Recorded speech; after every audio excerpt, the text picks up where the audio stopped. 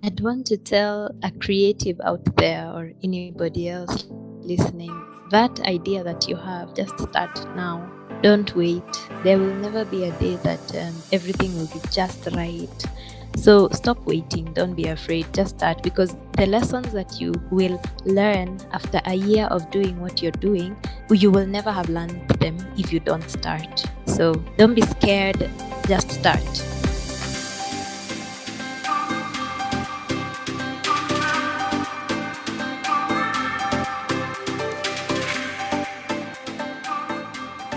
Hi, you're listening to the Creativebulb podcast, and the aim of this podcast is to help people get to their full creative potential. So I'm always on the lookout for different creatives in different industries because the creative economy is growing. And today's guest, I'm just so glad that I was able to know about her.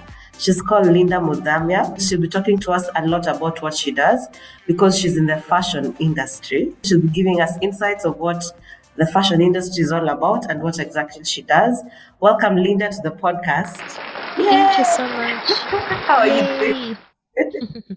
I'm doing well. Yeah, I'm so happy you're able to And be here. thank you so much for having me. Yeah, I just did a brief intro of who you are, Linda Muthamia. I want you to tell us if someone was to ask you who's Linda, what would you say? I'd say Linda is a fashion entrepreneur, a fashion lover. And what I do is I teach fashion also. So I'm a fashion coach, and I also run a fashion brand called Kamami Bliss. And recently, I've partnered with a few friends of mine to start a college called Zipporah Institute of Fashion Arts. So if you're interested in fashion, come through. We are located on Gong Road at Greenhouse. Yeah, that's who I am. Okay, so you said you're a fashion coach. You have a fashion brand called Kamami Bliss. We're going to talk a lot about that Yes. as well. And then you're also in the Mhm. lookout for starting out a fashion school called Zipporah Institute of Fashion and Design. Congratulations. And that looks interesting. So I'm just trying to, I'm just trying to get a gauge. What inspired you to get into the fashion industry? How far back did your desire for fashion date? My desire for fashion was always there. I was that child who prefers to take clothes apart, and I would make clothes for my dolls. First, I would even make the dolls because, these days they are Barbie dolls. You can get them new ones, second-hand ones. They are all there very affordably. But those days they just weren't there. So I would create them using cloth and stitch. My mom's used braids on them so that it's hair, and then I'd make clothes for them. So it started way back when, and my mom realized, and I would take her old clothes, remodel them, and make them my own. She stopped making noise about it, and so it was always there. I was always a creative person. I've always loved using my hands. I also remember, like, also when we were younger, because we used to love dolls, by the way, also trying to make clothes. Okay, I don't think for me, I was really trying to make clothes for them. So that's when you discovered you have this passion in fashion, which is a good way. So, like, now in terms of parenting, what did your parents do? Did they take you to a school? Like, how have you been able to grow from just a desire now something that you're doing right now as a profession? Did you go to school for that? Maybe when you're younger? Now, take us to the journey of your Um, education. How did you go about that? okay. So school was normal all the way. Somehow, back back then there weren't so many like fashion designers, uh, role models to follow like you can see now. So it was kind of taken like a hobby. So I went to school, and then I actually enrolled to do clinical lab sciences, which I did. Okay. which I did for a whole year, and then as in, it was hard for me. I was struggling, and then Yeah. I had a conversation with my mother one day. I was just expressing how, well, this thing is not my cup of tea. There was all these chemistry classes and mathematics classes, and I just wasn't having fun. And so I was having, just a random conversation, and she didn't realize that that's what I was going through until we had that conversation. She's like, "What? I didn't know you've been going through that." And so she's like, okay, so if it's that hard, why don't you look for something else that works? So that's what I did. I changed majors after a whole year. So I actually spent a little bit more time than I should have in college because I spent that year doing that. Yeah, and that's how I now enrolled into the department and started doing fashion. In terms of now as an entrepreneur, so now your journey, at least now you learned something in school. So business. So at what point did you begin your business? Like getting money out of your passion? Okay, so still it took a while. I'm glad I went through what I went through so that now I can teach people and impact the younger generation, because after college it still wasn't clear what where will I get a job. And the way the education system has been is maliza shule Yeah. utafute kazi. Entrepreneurship has not been Yeah. it's now it's a thing to finish school and be an entrepreneur, but back Yeah. then it was. So I did that, and then like we couldn't figure out, okay, so what kind of job does this person do? So we looked for jobs in banks. You know how you have that uncle somewhere, unapeleka CV. Actually, banks you, and good I looked jobs. for yeah, those kinds of, the jobs that just need you to have a degree Yeah. and you're fine. It doesn't matter if you did agriculture or anthropology, Yeah. whatever it is, as long as you're of age and you have a degree. So, my very first job was a personal assistant to somebody who was working, who was an owner of an NGO. Yeah. So I did that for a bit. I did a few other things, and then finally we in kwa harakati of looking for work, looking for employment, I started applying to colleges to teach. Yeah. And that's how I found my space in teaching. And now that's when I can say I started making money in fashion. Before that, by the way, I used to make jewelry. I used to make necklaces using beadwork.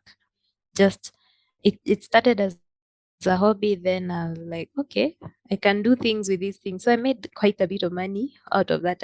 I'd go to my cousin's offices with she would, and my sister's office, then their office mates would buy my things. Yeah, so that was way before I started teaching. Oh, okay. Yeah, and then but it took a while for me to launch my brand. Yeah.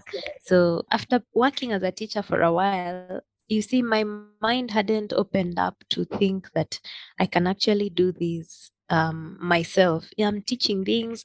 I'm very good at grasping concepts and explaining them. So teaching is good, and I think also it just comes from my my my mother and father were teachers, so it's just a thing that was always in me, right? So after some time, I started thinking, these things that we are reading, I'm reading all these American books, all these books from the Western market, but some things we read there, they just don't apply here.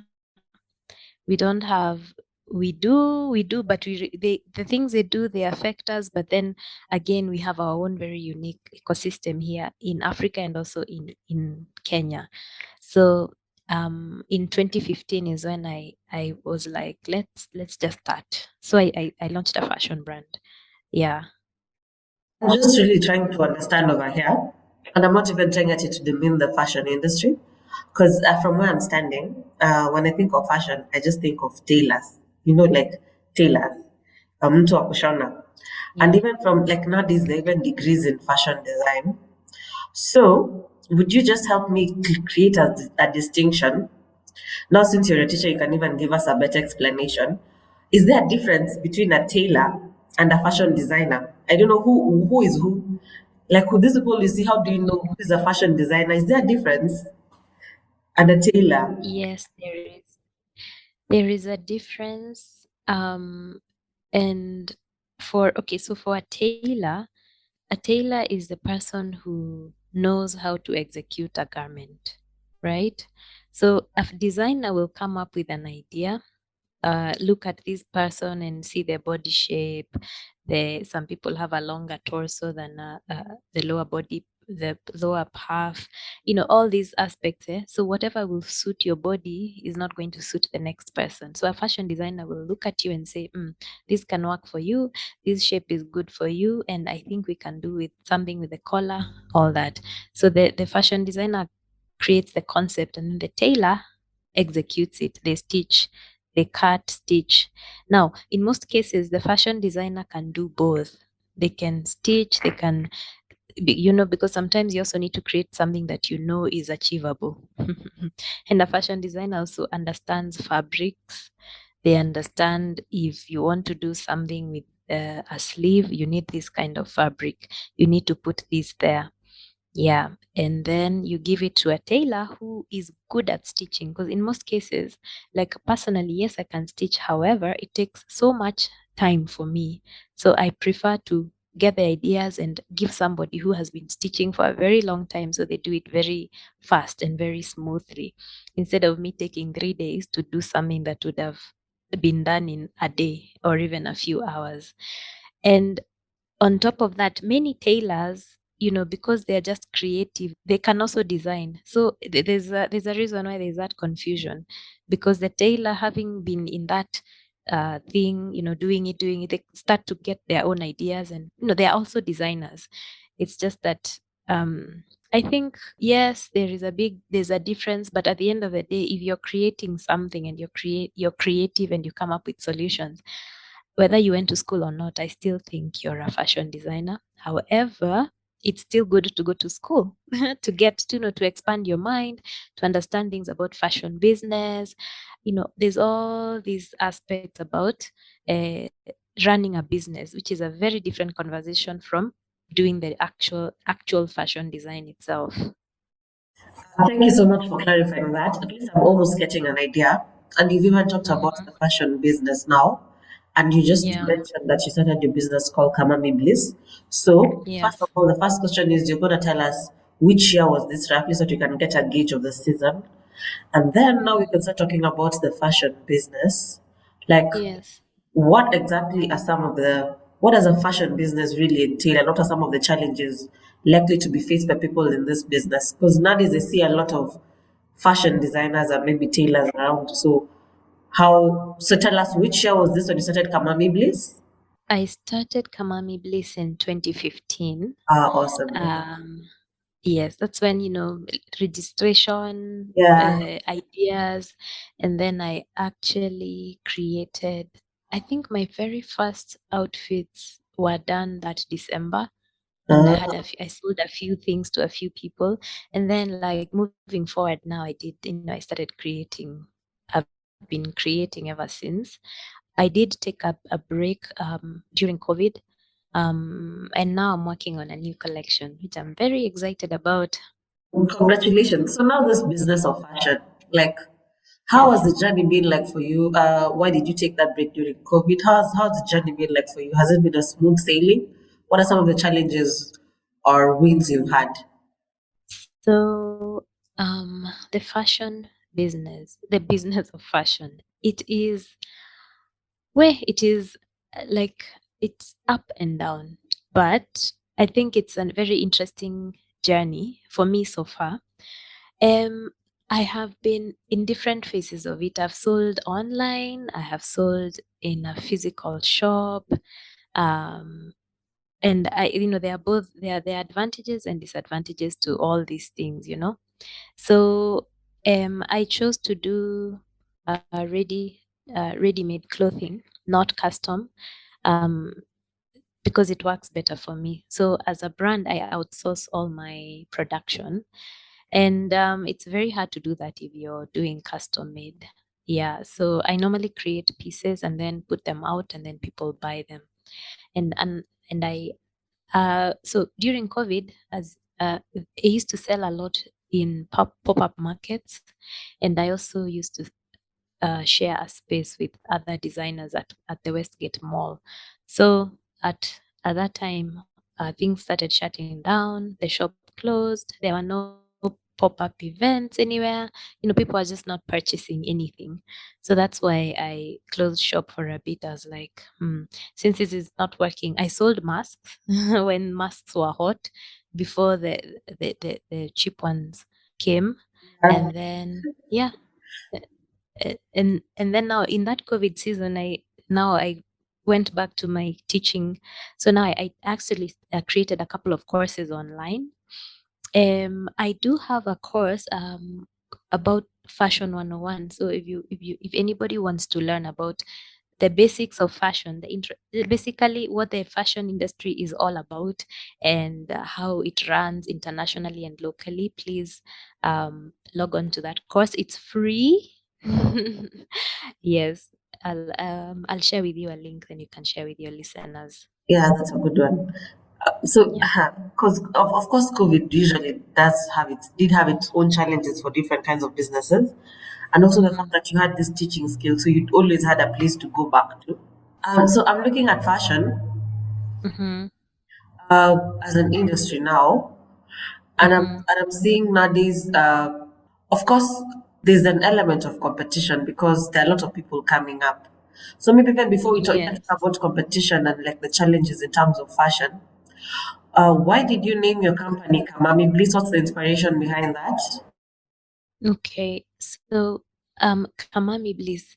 That name Kamami was my mother's name. She passed away in 2015, and before she did, she was ill for a bit, and we got to spend quite a bit of time together, and we had long conversations.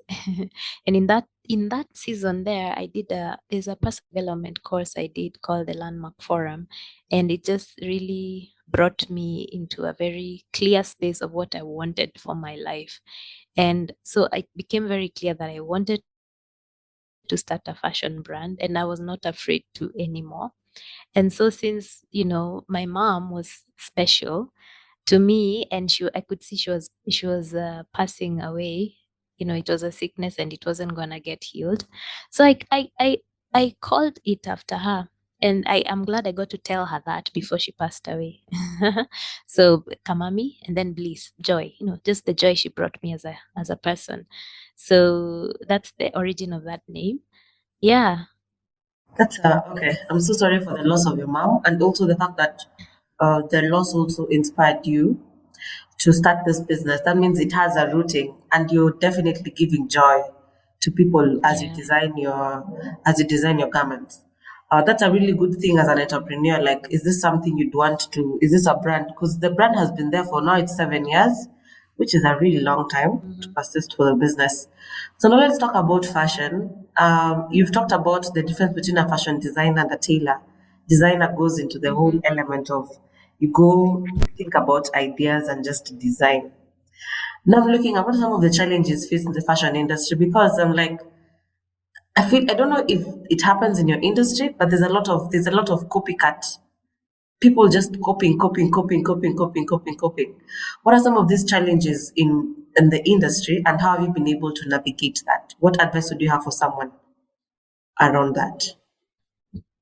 Okay, so yes, there are several challenges in the industry. The first that you have mentioned is that yes, there's so many people who go on Pinterest, who go on Instagram, and just look at whatever somebody else is doing, and then they just alter a small thing. And the thing about that is that we cannot control what people are doing out there. The only thing to do as a fashion designer is just keep innovating, keep creating, because the people that follow you, the people that buy from you, they like your style, they like your aesthetic. There is no way somebody will copy exactly what you're doing. Okay, yes, it happens, but because you can't control, I cannot control who goes onto my Instagram page.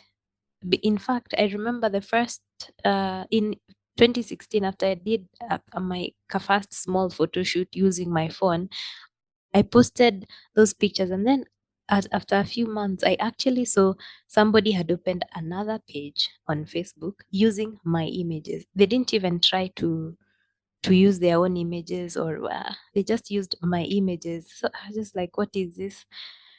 Um, you it it's also a form of flattery, I think, yeah. Simply because it means Simply because it means your work is good out there. Somebody is seeing, wow, I Yeah. can actually do that. Mm, So we cannot copyright. You cannot copyright a dress and uh, say I have invented this dress. yeah. It's very hard because how do we prove you didn't come up with the shape of the dress? A dress has always been there, you know. Yeah. So the only thing as a fashion designer, you just keep innovating Yeah. despite people copying. And at the end of the day, we create you create a dress, we can create dresses, the two of us, but mine will be it's my point of view and yours will be your point of view. So it can never be really the same. And that's why, like you said, there's a lot of competition. Oh, there's a lot of people out here doing amazing things. If you go to Makina Market, that place is full of people, designers, tailors. Yeah, go to Nairobi Textiles, go to Huru Market, go to all the other people everywhere.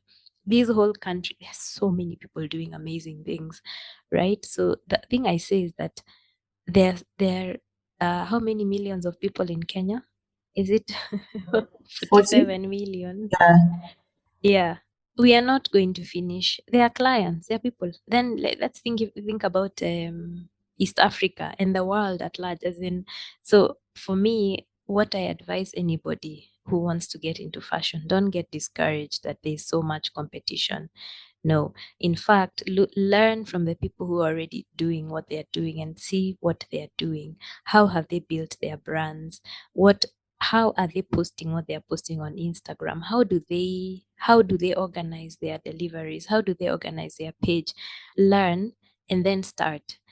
We will never speak the same voice, and there'll be people who will be willing to listen to you. There'll be people who will love your art the way it is.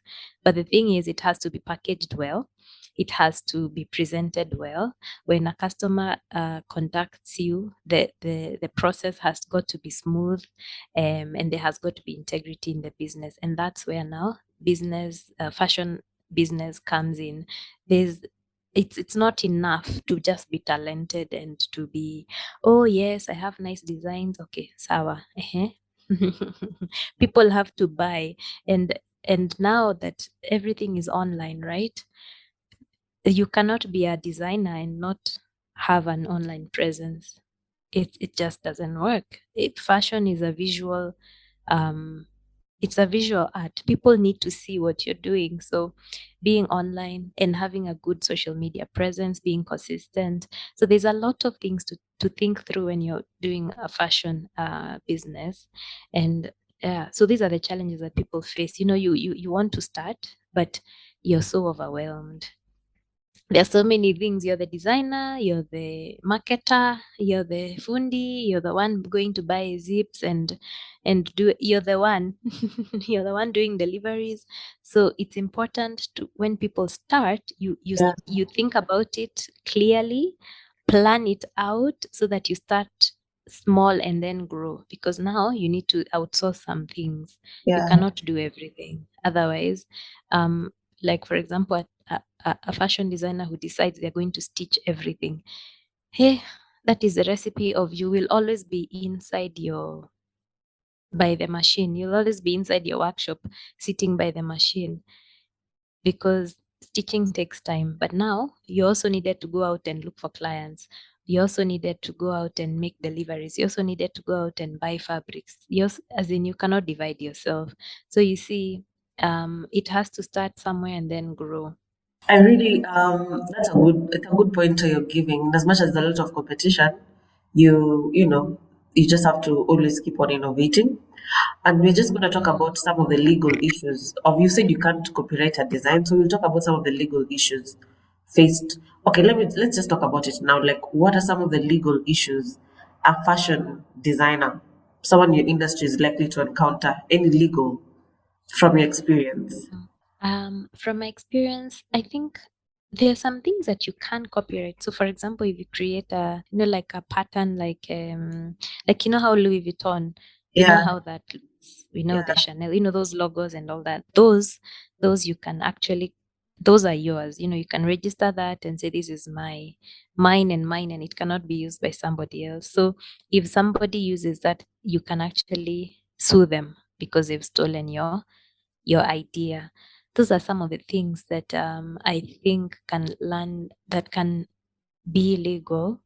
But other than that, you see, if like for example, if I create a jacket or if I pick a jacket online and then I change the color, I can keep everything. Maybe you've done yours with a big poofy sleeve, and then I do the same sleeve, but then I do a different color. If we go to court, we will say, how can you prove this was your idea? Yeah, How can we prove I didn't see that poofy sleeve elsewhere? yeah. You It's see, it's so hard to so to those do are that. Yeah. it's hard. Yeah. So those are the things. I don't know about any other legal issues that nothing comes to mind right now. Yeah, aside from maybe Yeah. the basic in terms of registering the business, those things. Like, Mm, yeah, yeah. okay, I hear you. So you've been talking about like in terms of you're a fashion coach and the fact that Mm-hmm. there's but no a coach takes you to where you want to be. So you want to talk about Yes. what really inspired you to be this fashion coach, and like what are some of the how does someone get to be coached by you? Do you have classes? Do you do online consultations and the likes? So I'm just interested in this coaching. Like, how important is it for someone to have a fashion coach, and how do you usually do your fashion coaching? Um, First, I would say yes, it is very important to have a fashion coach or even a mentor if you please. Um, and how I do my fashion coaching is it began with me teaching. So every time I teach a group of people, they get out and then some would come back and ask for internship at with me at my brand, and then I realized that it was an opportunity to help them start their own brand. So while they were with me, they would need to create a product, like the idea that they have, because they can use my resources, they can use the people that I outsource to, without um, too much thinking. They just copy what I'm doing, right? But then in their own style. So that's how that coaching side of me began. And then now, what I'm currently doing, I'm also gonna once I relaunch and I'm up and running, I'll probably start taking interns again as of next year. And then and so now I have online courses. I have two. The first one is called How to Launch Your Fashion Brand. And Yeah. as you said, yes, I do take, yeah, intakes, cohorts rather. Yeah, I'm actually starting my first cohort on Monday, this coming Monday. That's going to run for a course to run for a week, and then we'll have calls and conversations with that group of people. So that's how it works. Another way it works is if they enroll to come to the college. Uh, it's called Zifa for short, because the whole thing is so long. If they enroll in the college, then it's very easy to get in contact with me, and then we can talk about what they're going through. There's so many aspects of it that you have to think about, starting the brand, sourcing what you need, pricing. There are many aspects. So I find that people who I taught even several years ago, they still reach out. I even have a group of on WhatsApp with Wow. over 60 Wow. students, former Yeah. students and current students. Okay. Yeah, that whenever I get information, whenever there's so many resources out there, like they came in contact with a talk about sustainability entrepreneurship for some people in New York, and it's free to register. So such things I normally share with them. If there are job opportunities that are posted online, I share with them competitions. So I think it's good to to be in such a group, because or to have somebody whose ears are on the ground, because I am I know many people, and I have had contact with several people in the industry, I get to see events happening and opportunities happening, and so then I share it with people who may not get that information as fast as I do. Yeah. I hear you. I hear you. Mm-hmm. Okay, that's a really good way on how to look at it. And one thing that is coming out very clearly is that you are not afraid to lift someone up. I don't know if it's a challenge in the fashion industry, but I know a lot of the time, sometimes someone will be scared to. You'd be scared to train me because I can be better than you. I make clothes better than you. You know, you want to be the only one who is making garments. People come to you, but you're sharing your knowledge with someone else and empowering someone else to do better. So, what made you like? I don't know why. What is that knowledge or that information that you have that is like making you not feel challenged? I honestly feel like I don't think we can finish the market. Like, yes, I can train you and you become better than me. Then, yay, I'll be Yeah. happy that I helped you. You understand? But people are different. Of course, I've heard people saying, "Oh, CG fashion designers are stingy. They don't want to share where they get their fabrics." I don't. Me, I don't. If you want to use the people that I use, it is okay. Here they are. Like I share because I wish I had had people to share with me when I was starting out. Like the stuff that I know now, had I had someone like myself when I was, 21, 22 there, I would have been very happy. I would have started, I would have done very many things. I would have started my brand way earlier. Not that I regret anything. It's just, I picture myself, I picture that young person somewhere telling their parent, oh, I want to be a fashion designer. And then the parent is like, unaenda kukua fundi. There's that ridicule, madharau, because a long time ago, people who would become fundis were the people who failed in school. So it was regarded like it's a last resort. Like, hey, this one, then they were not able to become a doctor or a teacher, wacha tu akue fundi. Yet it is a very demanding sort of work. It's not for people who failed. It involves your creativity. You have to think about so many things. So it's a very it's hard, basically. I think why I help people is because I know it's hard. It was hard for me to get here and to have this voice and to be sure this is what I want. And so in that I have actually found my purpose. I have found my purpose to be that person, to influence the next generation of designers, but while I'm still here, not after I'm gone and then people are writing, oh yeah, she did this and she did that. While I'm here, I want to see designers doing things. I want to see brands uh, on online and doing wonderful things. And even now, as I speak, I do have people that I taught that are doing so well, and it makes me very happy. Okay, that's a good way to look at it because now you said your purpose, you found your purpose through teaching, and you just want to Yeah. influence the next generation of designers, and it actually goes beyond you. So maybe we can just talk about the impact so far. I know you've mentioned a couple of things here and there to hint. So far, so good from your business and also from, we can talk to them from Kamami Bliss and also from your coaching side. What has the impact been so far? What have you seen? The impact. Well, first, I've seen people open up businesses, grow them. Some of my former students include Chris Njoki, who is the owner of Icon. You know Icon. Wow, okay. She's a student. There's this. Yeah, she was. Wow, okay. And so you see, whether I taught her for a year or taught her for how long, but we interacted, and I've seen her grow. So that's one of the success stories. There are many others that are doing their own brands out here. There's another one called Jamie. His brand is called Sevaria.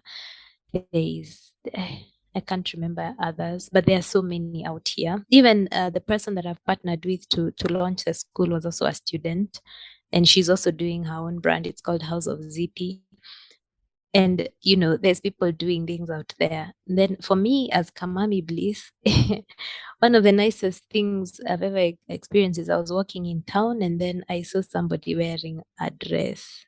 Was it a dress? Yeah, a t-shirt dress that I made, and it just made me smile.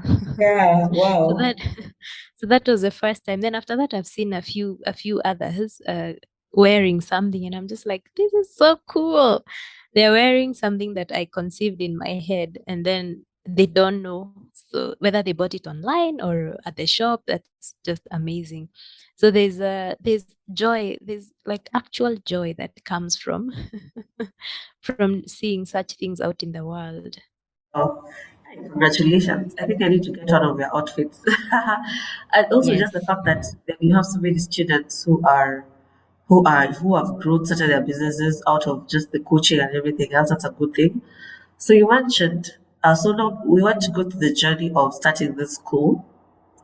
And so you have been a fashion coach for a while. And now Mhm. you decide to start a school. Could you tell us how you met? Of course, you said she was one of your students. And why did you see the need to start a school?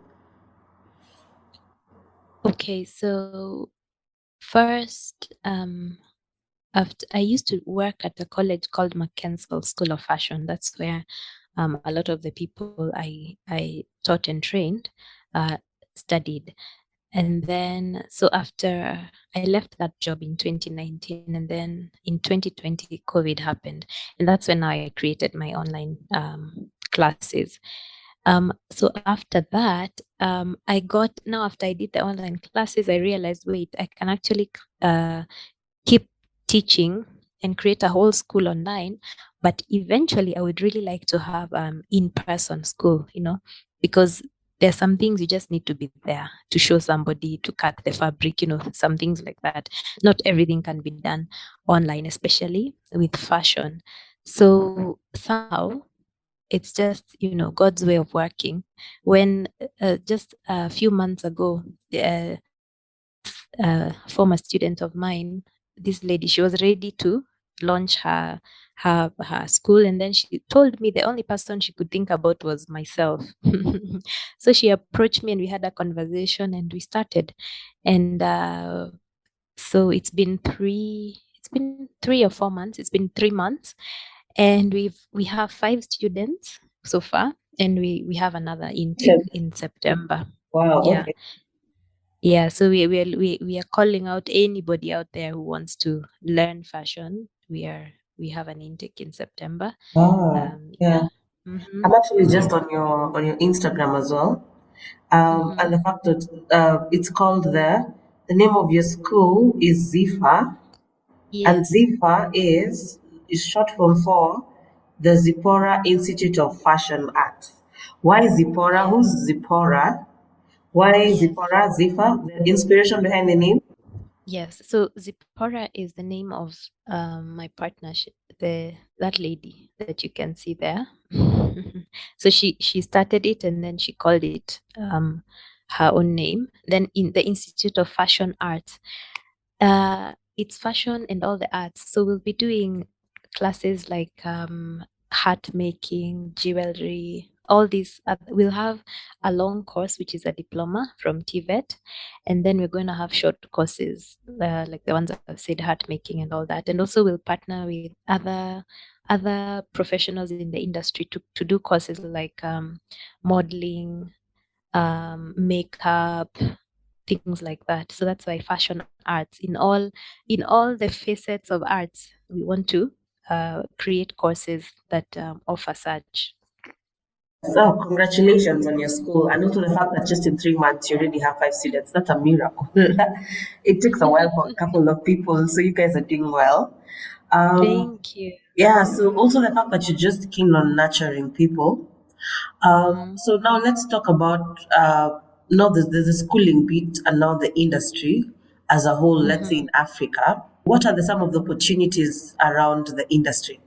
Do you think, what are some of the things, even just as a key player, as a fashion coach, what are some Yeah. of the opportunities do you see around that people should actually Hmm. consider fashion? Why should you consider fashion as an industry?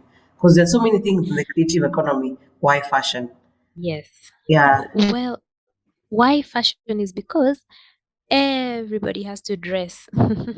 People don't walk around naked. So every person out there is a potential client. And Yeah. why fashion is that it is a multi-billion-dollar industry. There's Wow. so much happening out there, Yeah. right? From and the thing is, not when we talk about fashion, we're not necessarily talking about creating clothes. There are stylists. There are people doing well as stylists out here. Someone like Brian Babu, they're doing well. Makeup artists, all this is fashion, right? People who do, there are people who print fabrics. There are people who create fabrics. There are people who, fashion is so, so wide. Yeah. Like it's not just the creation of clothing. There are people who are fashion illustrators and they make a living from that. They draw and they love drawing fashion, and hence like there's a good fashion illustrator called Phoebe Auma. She's on Instagram. She's amazing. So there's so many opportunities in this fashion industry. It's just finding what works for you. So you see, like, and even in education, I mean, look at me. my Yeah. my my my passion is about teaching and impacting the next generation, and I've managed to find a way to do that. There's Yeah. somebody else who's out there who wants to do fashion, but they're not necessarily interested to create clothes. That's okay. There are so many ways to look at it. I cover these quite well in my course, the Fashion 101, because we talk about all the different things that are out here in fashion. There's jewelry making, people who make shoes, there are people who make bags, there are even people who just, what do you call it, PR. They sell, they create stuff. They show you how to sell stuff. So it's just being open-minded and looking at it as a whole. Like, it's a very big industry. It's not that fundi story that we're talking about. The fundi is a very integral part of the fashion industry, but it's not the only thing. There's even people who have fabric shops and they sell fabrics, and that's those are still in the fashion industry, you see. Thank you actually for demystifying that. Because a lot of the times when you think of Yeah. fashion, you only think of clothes, like you see the clothes. And now you mentioned things like the jewelry. Oh, so guys who are not doing jewelry are also in fashion. So it's there's a lot to think about. So the industry is Mm-hmm. really huge. And I also tend to believe this is now where school comes in because a school opens up your mind to some of these things. You don't know if all of us are just used to your work is you don't have necessarily to be a person who's tailoring. You can do something Mm, else in the industry. So I feel like school is really opening up. And now, if we look at yes. it in Kenya, so far so good. What are some of has our industry grown, and what would you wish for the industry, the Kenyan fashion industry? How's the industry now compared to how you started? I feel like the industry has grown and is growing, simply because there are so many people these days. Like, if you just even look online, if you just Google or rather search the word made in Kenya fashion or such things, you'll find so many brands doing amazing things. And then even if you interact with the product, you'll find that some things are well made, very good quality, right? So I feel like, um, for me personally, I feel like I see more opportunities now. I see more people doing events. I see, like, Connie Alwatch has this Sunday brunch thing where she showcases designers.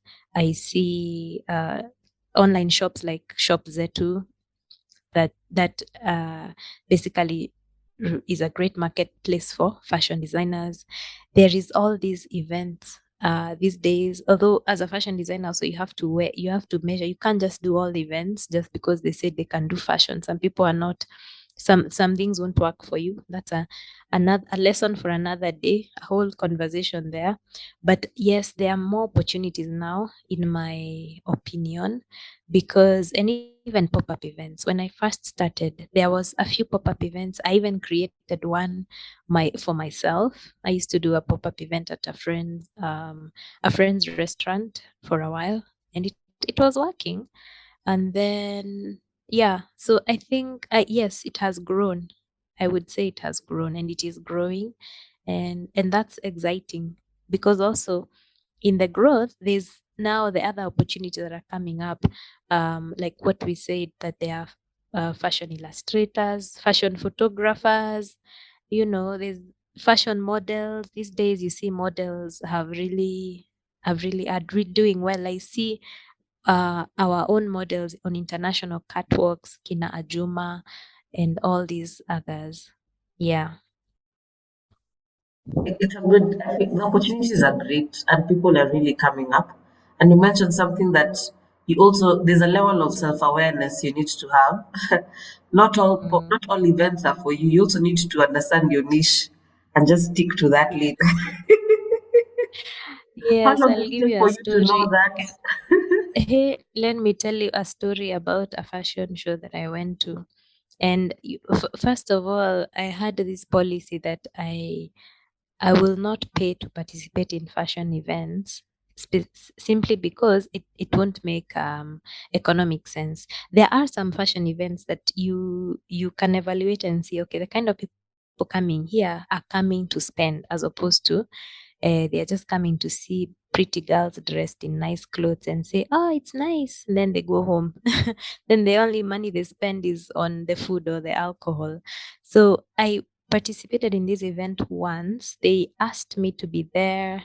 It was, I think they said by 5 because the event was going to start at 7. So me, I've gone with my things. I'm on time. I have, because I have everything. I have my rack, I have a steamer, I have, everything. So when I arrived, the first it was red flag, yes. The first red flag was that the models they hadn't done makeup on the models at 5:30 and the show was starting at 7. I was like, what kind of a show is this? Yeah, so anyway, I told myself, let me just prepare my things. I wait. At around 6, no, when we arrived, the models were doing their catwalk. They were practicing. So it was funny. So around 6:30 is when I see the girls running to do their own makeup. There was no makeup artist. And then by that time, people are starting to arrive. They're starting to arrive. It's 7 o'clock. So I ask these people, are we starting this show or not? And where are your guests? Then they tell us, oh, okay, we are going to start in a few minutes. The main fashion designer who is coming from where? From Tanzania. Ati he's not arrived. He's not arrived from where? He was staying in a hotel in town and he's What? not arrived. But Okay. we are in KICC. So I'm like, he's not arrived Can just in walk. town, but see, we are in town. Yeah. I know. I looked around. I was like, these guys, this is going to start probably at 8:30 at 9. I packed my things and left.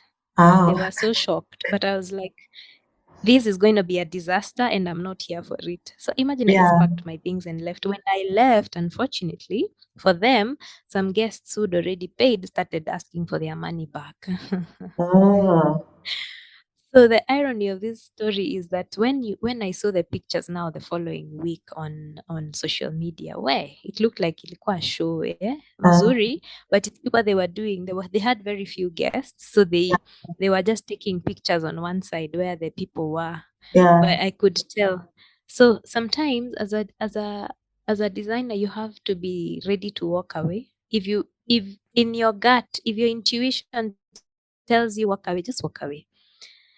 Yeah, and don't waste your time. You see, if I want to put on a fashion show, I can do it. I don't need people to do it for me. You understand? So in such a case, there are some very good organizers, and I've been part of amazing fashion shows. But if you see the organization is faltering from the very beginning, don't deal with such people. They will waste your time, they will Yeah. waste your money, Yeah. and it will be annoying, and Yeah. unfortunately your clothes will be worn and sweated on, and it is you who will go back with sweaty smelling clothes, and Yeah. you will not have made the sale. Yeah. Yeah. So, like when you So go for these events, do you usually pay for them? No, some you do, some you don't. some some you don't. some you do, Yeah. for facilitating the models, because there's a lot of stuff. Yeah. You have to pay the makeup artists, you have to pay the models. Yeah. Yeah, so there are things that there are costs to it. So some you do, some you don't. Mm. But I love the fact that you're actually self-aware because people can really waste your time. And it takes a while for you to know your worth.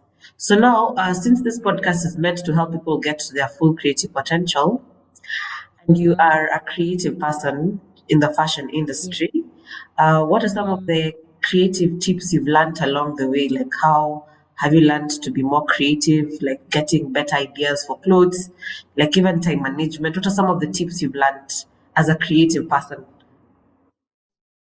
So as a creative person, what I know for me, I had to do was get uh, I have a business partner who is not a creative.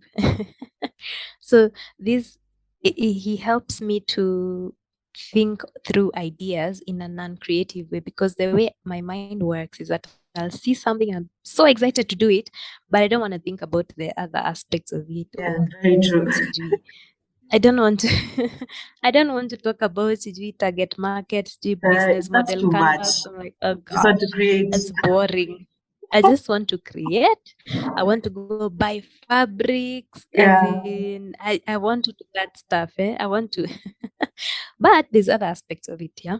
So I've made it very, it has to work that way. If I don't check in with him every when I'm doing any activities for the business, I check in with him. Then he advises me and tells me, okay, this is what you need to do, blah blah blah, don't do that, things like that. Because if it was up to me, hmm, hey, I would do the fun things. I would do all the fun things and not work with that. So it's very important whether you get a business partner or somebody you can bounce off ideas. yeah, Somebody who has your best interest at heart is very important, because that way you're able to deal with the finances, the accounting, all those things, the business aspect of it with a sober mind. Yeah. And then also, as a creative, time management is very important. You have to understand how you work as a person. There are people who love waking up early in the morning and it works for them. If that's you, fantastic. If it's not you, don't force. Just work with the way you know you work. If you're a late night person, then make sure you utilize that time. And then the way we work. If you're inspired, you're inspired until, as in paka, you can't even fall asleep. So don't think that, I'll do it tomorrow. The life of an artist, a fashion designer, money doesn't just come, evil too. You really have to look for it when you start out, right? When you start out, before you get the rhythm, before you understand your niche, before you understand your target market, all the work. You have to put in the work. The work, I would say that we should not be afraid of work, because sometimes we are the ones who label work as hard. It's not hard, it's what you make it to be, right? So as a fashion designer, you need to know, you see how you keep saying that I am with it, like, or I am enlightened. It's because when I'm on Instagram, I'm not just looking at cute babies and funny things. I'm looking at fashion designers. What's going on in Uko in New York? What's going on in Rwanda Fashion Week? What's happening? Like, if you're on Instagram or Facebook or TikTok, it's not just for entertainment. Take time, yes, and entertain yourself at some point, but keep learning at every chance you get.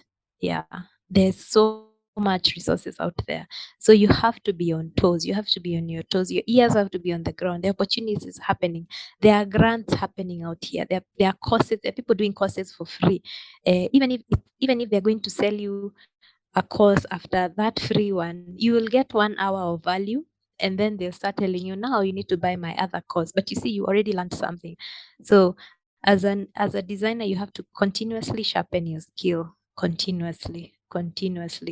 And if you can't even afford to go to school, there are websites that offer free fashion courses. Did you know that? Did anybody know that? There's a website called Allison. It literally has free courses. It's just that now you have to buy the certificate, but the learning is free. And YouTube, school of YouTube, there's so many resources.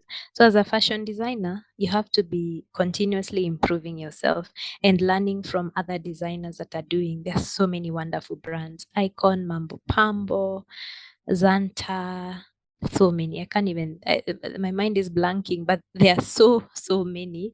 Learn, look at what they are doing, understand. Like if you look at, like if I see a Mambo Pambo outfit, I will know that's Mambo Pambo because she is very consistent.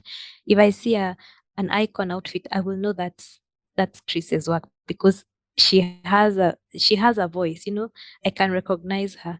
So these are the things. And then the other thing, time. Just take your time, be patient.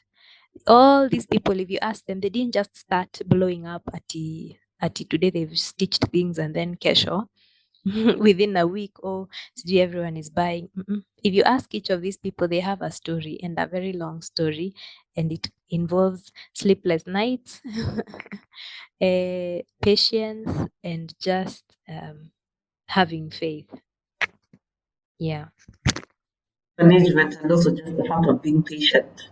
It's something I think all of Mm-hmm. us need to learn. And I also love the fact that you say knowing what works for you as a creative. Because to be honest, there are days you have ideas to the end, other days you have to encourage yourself to wake up and encourage I yourself know. to get the job done. So knowing Yeah. what works for you and just Yeah. taking advantage of what is working for you.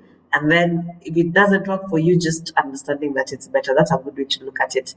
Now, I'd Yes. like you to tell us how we can get in touch with you with Kamami, please, how we can join the school. Okay, you can get in touch with me on my Instagram. Um, I'm on Instagram as Linda Muthamia. Am I? I don't even remember. Is it Linda Muthamia? Yes. And also as Kamami Bliss. If you want to contact me, you can DM me there. And I will give you whatever information you want. My courses are also listed there, and everything else that I'm doing.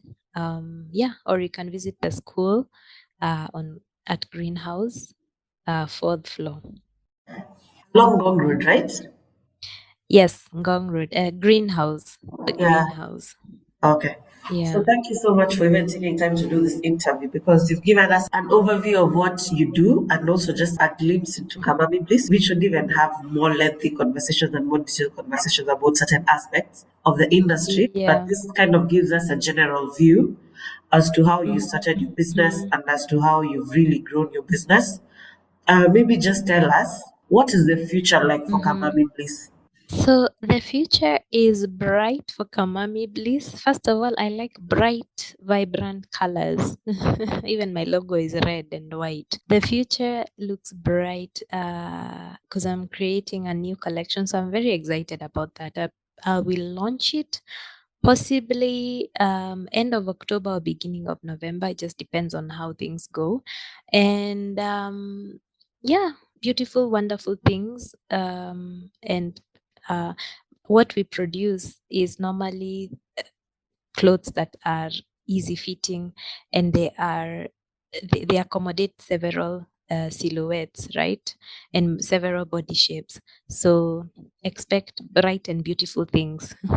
Bright and beautiful things. That's amazing. I'll Yes. definitely get something bright and beautiful from Kamami Bliss. Now, Please do. yeah, so now I want you to just give any piece of advice to someone who's listening. People who are listening is Mm. probably a creative, someone who's a fashion designer. What is Yeah. that thing if you're told to, like, that piece of advice you'd want to give someone? Doesn't have to be about fashion, but what is that thing you'd want to Mm. tell them? I'd want to tell a creative out there or anybody else listening that idea that you have, just start now. Don't wait. There will never be a day that everything will be just right. All the ducks, the proverbial ducks, will be arranged in a row. You might find that those ducks, some of them are even chicken. Or they're not necessarily everything that you want them to be, right? So stop waiting. Don't be afraid. Just start because the lessons that you will learn after a year of doing what you're doing, you will never have learned them if you don't start. So don't be scared. Just start. be scared, just start. And this is just a testimonial from someone who decided to just take a leap of faith, and now she's doing a lot and she's discovered her purpose along the way. So are you confident that you've discovered your purpose? Yes. This is what I am supposed to do. This Yeah. is what So, I'm and it here started by for. you just starting. Yes, I just started because, and something I would like to say is that when I started the brand, I didn't get a loan, I didn't get extra money. It was as if it was one of those moments of, I have this money, I'm going to buy fabric and I'm going to Yeah. find a tailor, and then they stitched, and then I told people, hey, I have this, would you Yeah. like to buy? It was that simple. Like, there was no big, and then I learned, I made mistakes, Along the corrected them. way. Yeah. So along the way, yeah, there was no time, there was no ati this grand big thing that happened that Yeah. sasa lazima nianze. There Million was dollar no fence from investment. heaven. Yeah. No, it Yeah. was just, it's either I do this now or I never will. You Yeah. get. So it was, yeah. So just start. Stop wasting this. If anything, have we learned? If we have learned anything, is that the world can alter in a few months. I mean, who Yeah. would have thought that we would have had a disease or a thing that affects the whole world? As in, it's like it was looking like a movie, and here we are at the end of, and on the other side, and we are here. So if anything, life is unpredictable. Just do what you need to do. Thank you so much, Linda.